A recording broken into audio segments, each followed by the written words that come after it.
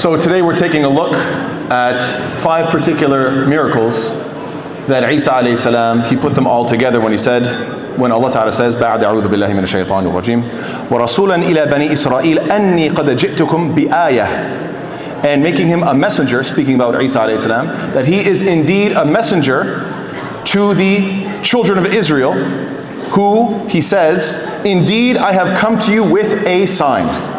Now it's very interesting, he says a sign, ayah, not ayat, not plural, singular, ayah. So what is it?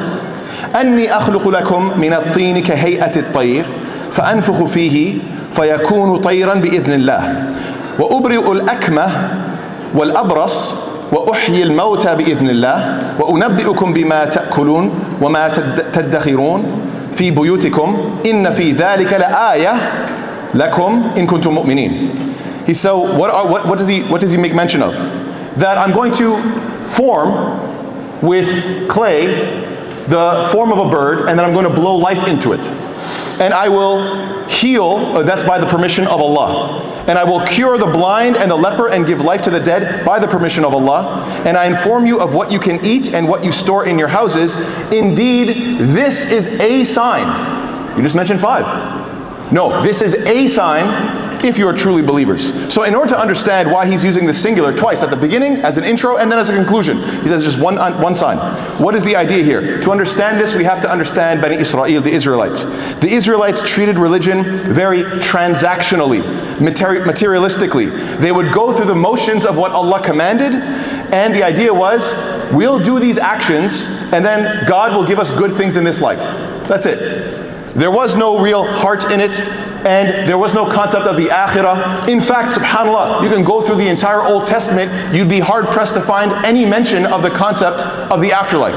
It's all about, fine, you are some big boss, we have to just comply, and we're going to get blessings in this dunya. That's it. So, what was lacking was the heart, what was lacking was the sincerity, what was lacking was the anticipation of the akhirah. That is what Isa alayhi salam came to teach, and this portrayal of Isa alayhi salam is consistent in our texts, in our masadir and sources, as well as Christian sources. So this is a consistent perspective on who Isa alayhi salam was. The message of Isa alayhi salam was simple. Stop practicing your religion mechanically and appreciate the overall picture. But now here's what's fascinating. Instead of explaining the overall picture with words, telling them to their ears, subhanAllah, with these 5 miracles, he is showing so they can understand with their eyes. Allah, and this is Allah Ta'ala giving them more mercy, giving them more chances, saying, let me paint you the full picture of life with these miracles. So what are these 5 miracles representing? Number 1, clearly blowing life into clay. This is a representation of Adam alayhi salam. This is how it all began. Why use the bird? Wallahu alam, just speculation, but I believe perhaps it's because a bird is something you think of up high, flying above you, and Adam alayhi salam was from paradise, somewhere very high. And so wallahu ta'ala alam, this seems like a decent parallel. But the point is that clearly Allah Ta'ala says, فَإِذَا سَوَّيْتُهُ وَنَفَخْتُ فِيهِ مِنْ رُوحِي, that when I formed him with clay, I breathed into him my soul. So you can see a very clear parallel here. Then the next thing is, Adam alayhi salam sinned. He ate from the tree, and then Allah said what?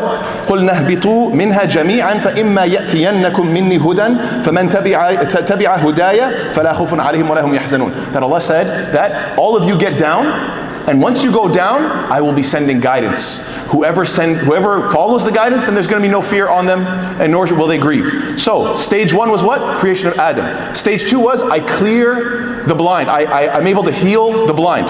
So clearly, this is symbolic of what? Sending guidance.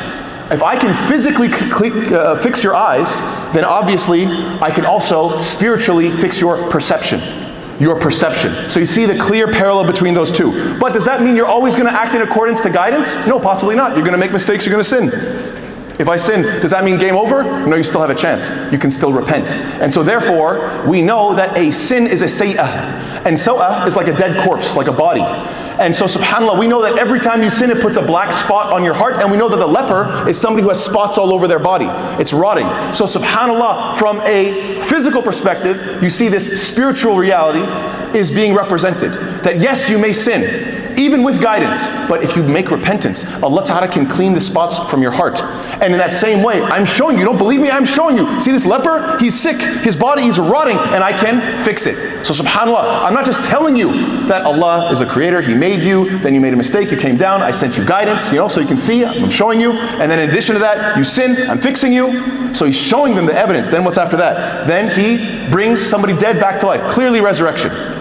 After you've lived this life, sometimes you followed the truth, sometimes you sinned, sometimes you repented, then you die, and then you can be resurrected. After that, then He says, I'm going to let you know what you ate and what you left stored in your homes. What is this representing? This is now talking about Judgment Day. After resurrection comes Judgment Day. And on Judgment Day, Allah Ta'ala is going to differentiate, this is what your potential was, this is what you used, and this is what you left behind. This is what you ate, this is what you stored. These were the opportunities that you actually implemented, this was your potential that was used, and this was all the potential that you wasted. Or this was the knowledge that you acted on, and this was the knowledge that you ignored. Bani Israel, you people of knowledge.